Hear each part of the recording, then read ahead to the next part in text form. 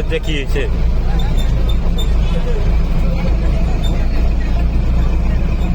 Hello guys, good morning. তো আজকে চলে আসলাম আবার একটা নতুন ব্লগ নিয়ে। আজকের ব্লগটা হবে আমার গাড়িতে।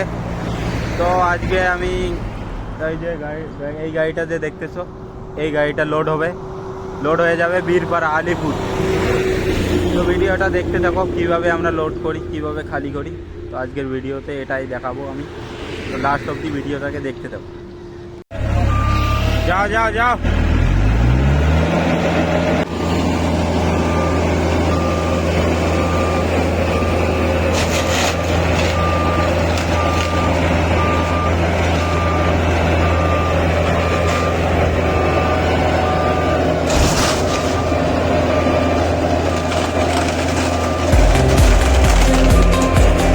এই যে গাড়ি লোড হয়ে গেছে, এবার যাবো।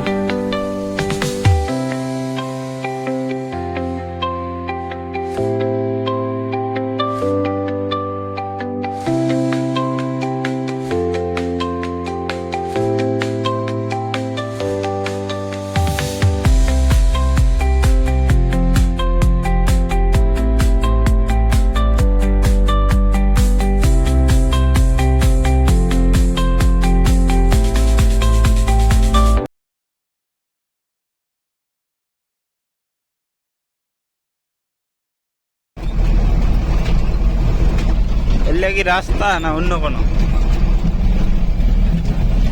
ভুটানের ডাম্পার গেল রাস্তা দেখাই যায় না, যা রুয়েছে ওটা।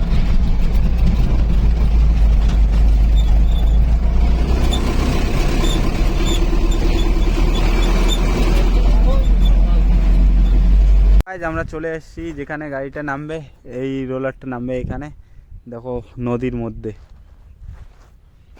পানি নেই এই নদীতে, খালি পাথর। আর এই লিখে লিখে গাড়ি নিয়ে আসছি।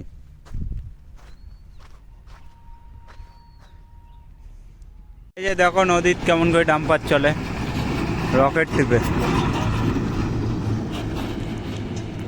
পুরো ধুলে ধুলে করে দিচ্ছে।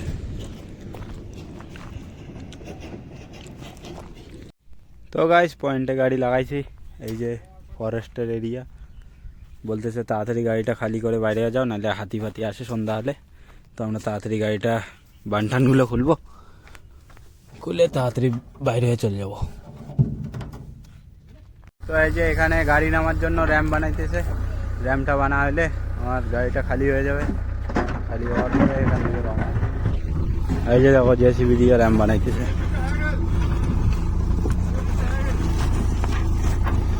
তো ফাইনালি গাড়িটা খালি হয়ে গেল, এখন যাইতেছি বাড়ি। এই যে মিঠুন বেটা, আমরা চলে আসছি মেন রোড। এই যে মেন রোড বীরপাড়া।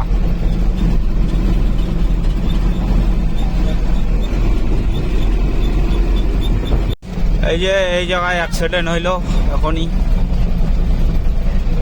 খুব ভিড়, টোটো মারি দিচ্ছে।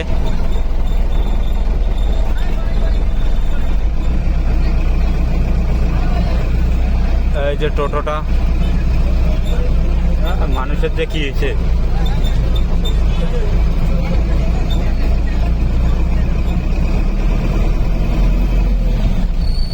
তো আমরা বাইরে হয়ে গেলাম। তো গাইস ফাইনালি আমি চলে এসেছি বাড়ি। তো আজকের ভিডিওটা তোমাদেরকে যদি ভালো লেগে থাকে তাহলে লাইক কমেন্ট শেয়ার সব করে দেবেন। আর দেখা হবে নেক্সট ব্লগে। Bye bye.